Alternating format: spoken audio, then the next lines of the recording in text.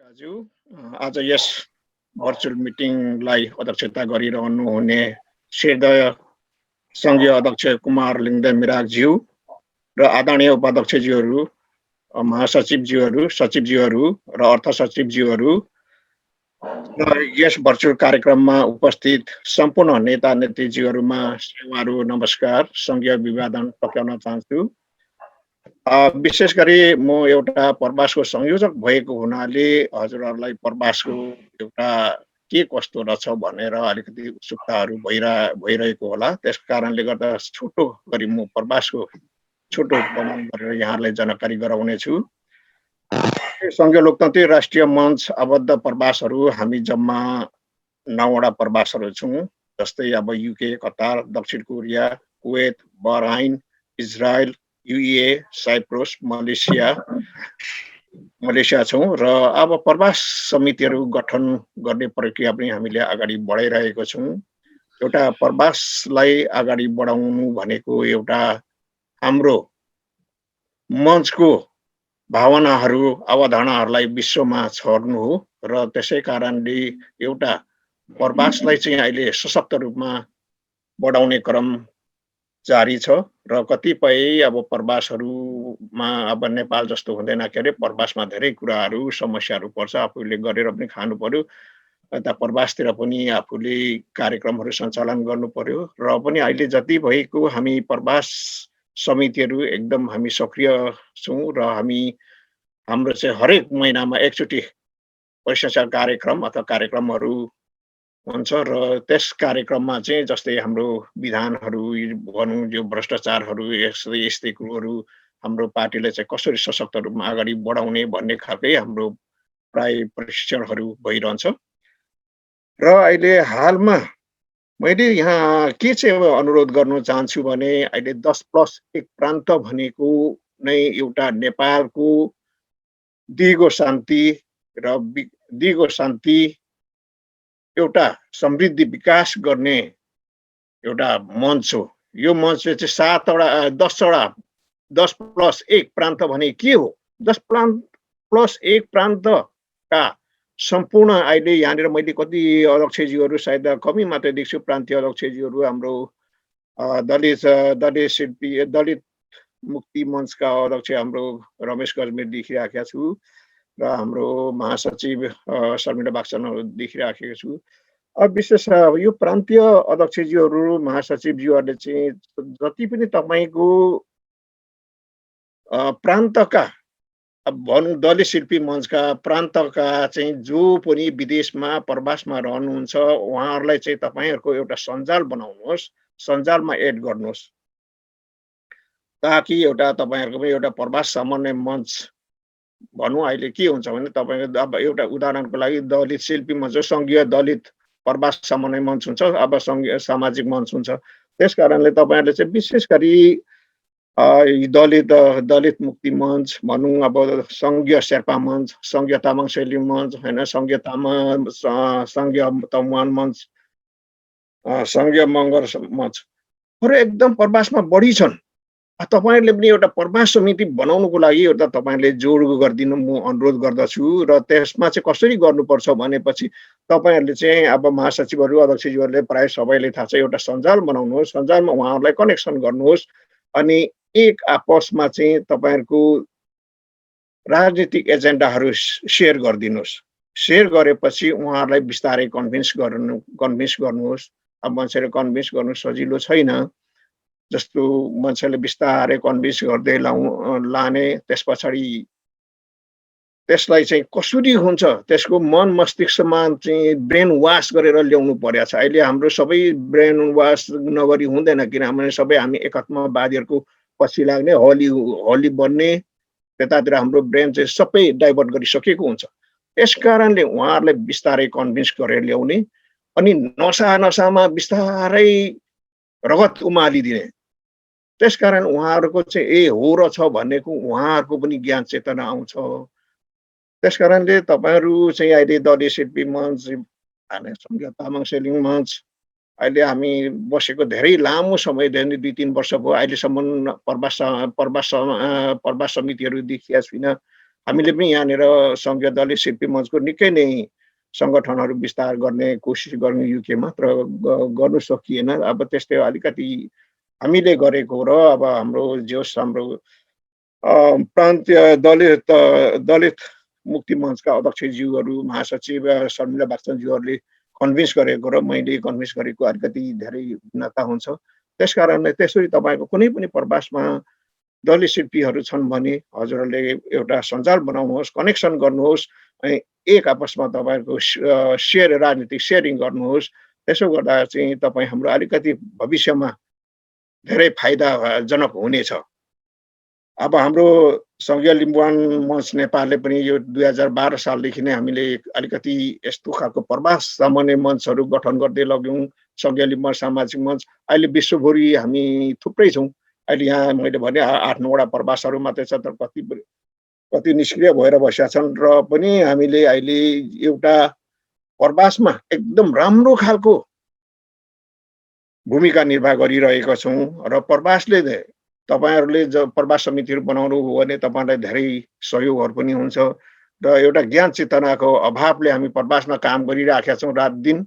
अब त्यहाँ अब राजनीतिक भने के हो छैन, राजनीतिक एजेन्डा भने के हो, विधान भने के हो, विनियम भने के हो, राजनीति नेपालमा के नियम के हुँदैछ भनेर हामीलाई चाहिँ अन्धाधुन्दामा हामी खाली काम गर्ने आउने त्यो मात्रै हुन्छ। त्यस कारणले 10+1 का प्रान्तीय अध्यक्षज्यू र महासचिवज्यूहरूले चाहिँ तपाईँहरूको आफ्नो सम्बन्धित प्रान्तका प्रवास समितिहरूसँग चाहिँ एउटा तपाईँले समन्वय गरेर एउटा प्रवास समितिहरू गठन गर्नुहोस्। त्यसमा कति के पर्छ हाम्रो हाम्रो सङ्घीय लिम्बुवान मञ्चका हामी अबद्ध प्रवास समितिहरूले हामीले सहयोग गर्नेछौँ र त्यसमा हामी सहयोग गर्नको लागि तयारी छौँ।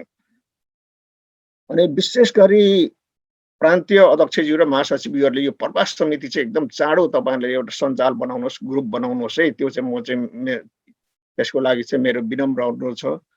हामीले जति जे गरे पनि एउटा प्रवासमा बसेको र नेपालमा बसेको हाम्रो राजनीतिक सेयरिङ गर्नुपर्छ। सेयरिङ नगरी हुँदैन।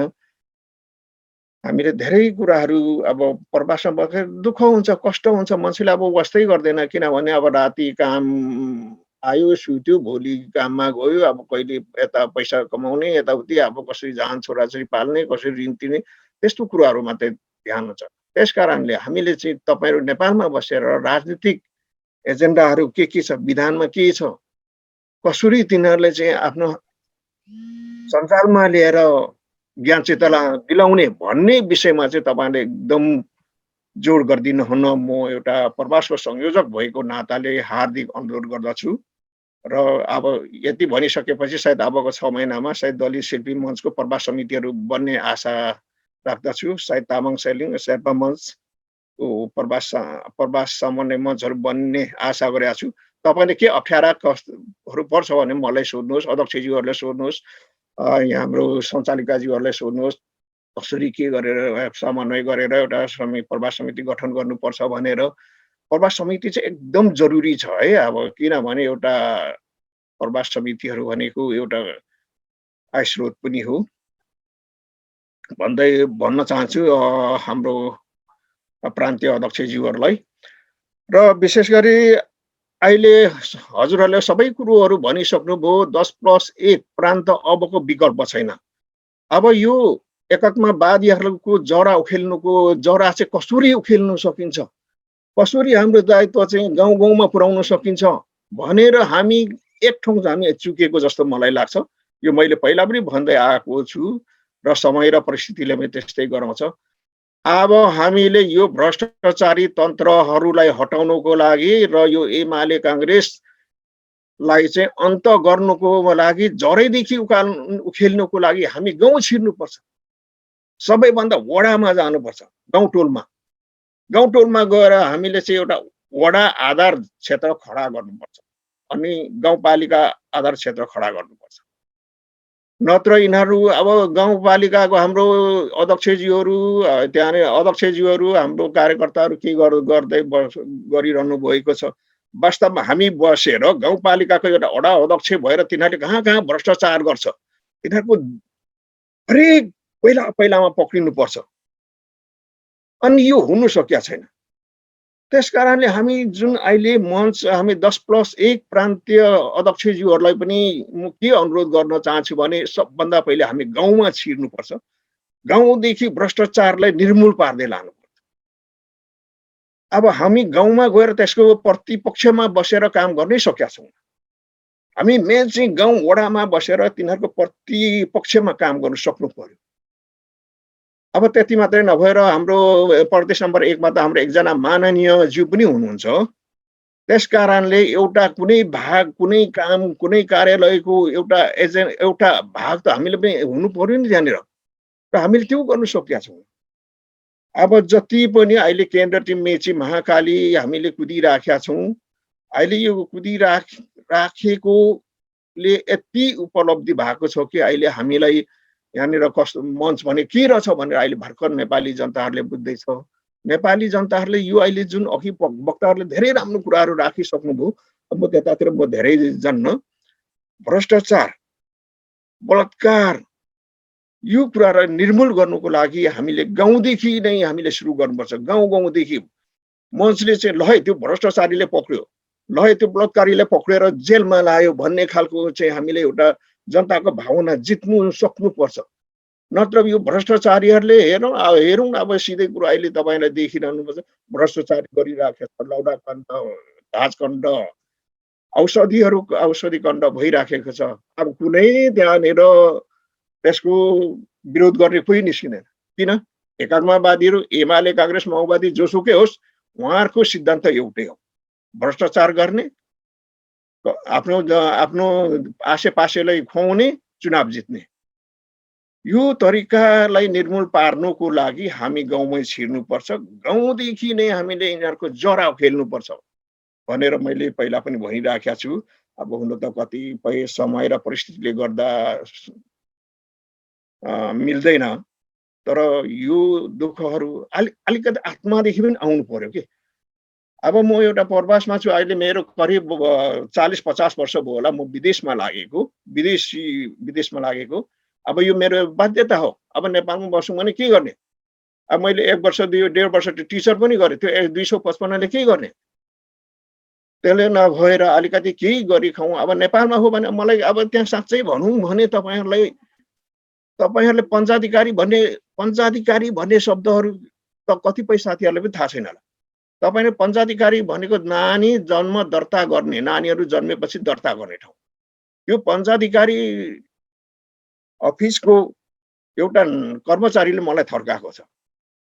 एउटा छोराछोरीको मैले चाहिँ के भन्नु चाहेको छ, मेरो छोराको नाम आइन्द्र हङ राख्नु चाहेको थिएँ। हैन, हङ त राख्नु हुँदैन, यो त लिम्बूको राजा हो भन्ने। म त्यस्तो खालको विभेदमा पर्नुपर्छ। त्यसको विभेदले चाहिँ कसरी त्यसलाई चाहिँ प्रतिकार गर्ने एउटा आत्मादेखि हुनु पर्यो।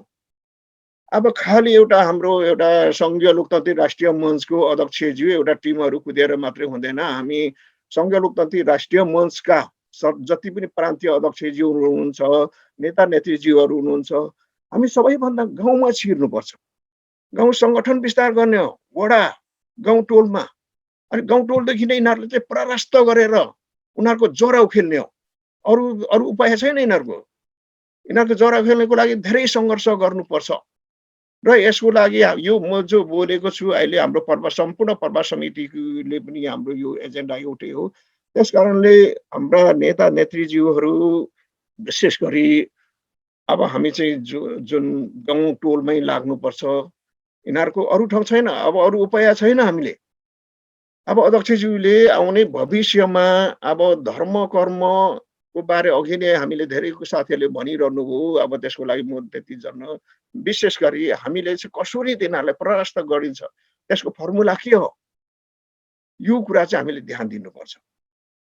अब हामी यहाँ प्रवासमा छौँ, अहिले प्रवासमा हामी जति छौँ अहिले धेरै हाम्रा प्रवासका साथीहरू, राजनीतिमा ज्ञान चेतना भएको साथीहरू मैले भेटेको छु, देखेको छु। र हामीले एकदम चिन्ता चाहिँ के लाग्छ भने यो एकात्मवादी तन्त्रलाई चाहिँ कसरी परास्त गर्ने। हामीले आफै पनि आफ्नो गाउँपालिकाहरूमा कतिपय कुराहरू सञ्चालन गरिराखेका छौँ। ल है सङ्गठन विस्तार गर्ने है, यता सङ्गठन विस्तार गर्ने, यो गाउँपालिकामा यसरी अगाडि बढ्ने भनेर। तर अहिले कतिपय अब कतातिर केही च्यानलहरू मिल्दैन कि अब भने जस्तो प्रवासले भने जस्तो हुनु सक्दैन कि हामीले निकै जोड गरेका छौँ प्रवासले पनि र अब सबैभन्दा पहिले अब हाम्रो चुनाव आउनु पनि धेरै छैन अब 2 वर्ष 1.5 वर्ष आज हुन्छ कि भोलि हुन्छ चुनाव। चुनावको लागि पनि हामी तयारी हुनु पर्यो। हामी अहिले चुनावको लागि तयारी हुनुको लागि अगाडि योजनाहरू हामीले व्यवस्था अब इङ्ग्लिसमा चाहिँ प्री प्लानिङ भन्छ। अब योजनाको लागि चाहिँ हामी एकदम तयारी हुनु पर्यो। योजनाहरू गरेर योजना बिना हामीले लडाइँ जितिँदैन। अनि योजनाको लागि चाहिँ अहिलेदेखि नै सबै प्रान्तीय अध्यक्षज्यूहरू, महासचिवज्यूहरू हामी सबै एक ढिका भएर हामी अगाडि बढ्नुपर्छ। अनि यो एकात्मक सत्तालाई परास्त गर्नुको लागि 10+1 प्रान्तका हामी सबै एकजुट हुनुपर्छ। अहिले जुन खालको हाम्रो विनियमहरू राजनीतिक एजेन्डाहरू बनेको छ त्यही राजनीतिक एजेन्डाहरू जम्मा 8 वटा प्रस्तावहरू छ। त्यो 8 वटा प्रस्तावहरूलाई चाहिँ 8 वटा प्रस्तावमा भएको बुँदागत विषय वस्तु चाहिँ हामी गाउँ-गाउँमा पुर्याउनु पर्यो। गाउँ-गाउँमा पुर्याउनु पर्यो।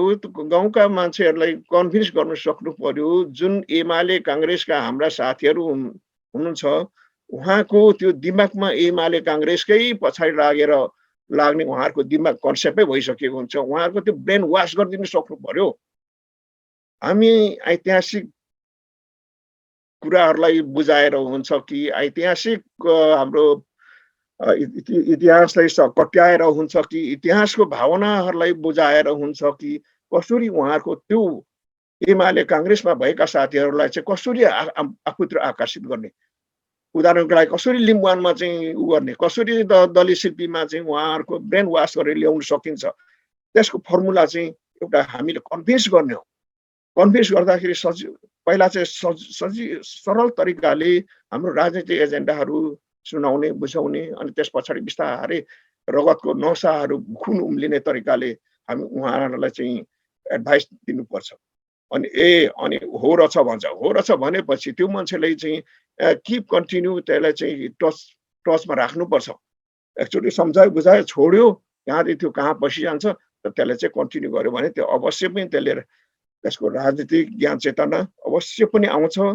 हामी विशेष गरी गाउँतिर भ्रष्टाचारलाई पनि यिनीहरूको यो जुन भ्रष्टाचार मेन चाहिँ भ्रष्टाचारलाई चाहिँ हामीले निर्मूल गर्नुपर्छ। बलात्कार अनि उनीहरूको एकात्मवादी शासनलाई चाहिँ अन्त्य गर्नुको लागि हामी सबै 10+1 प्रान्तका आदरणीय नेता नेतृज्यूहरूलाई चाहिँ एकजुट भएर लागौँ र सबैभन्दा पहिले चाहिँ हामी सङ्गठन विस्तारमा जोड दिउँ र मैले अघि नै भनेको छु सङ्गठन विस्तार गर्दै तिनीहरूलाई चाहिँ जरादेखि उखेल्नुपर्छ।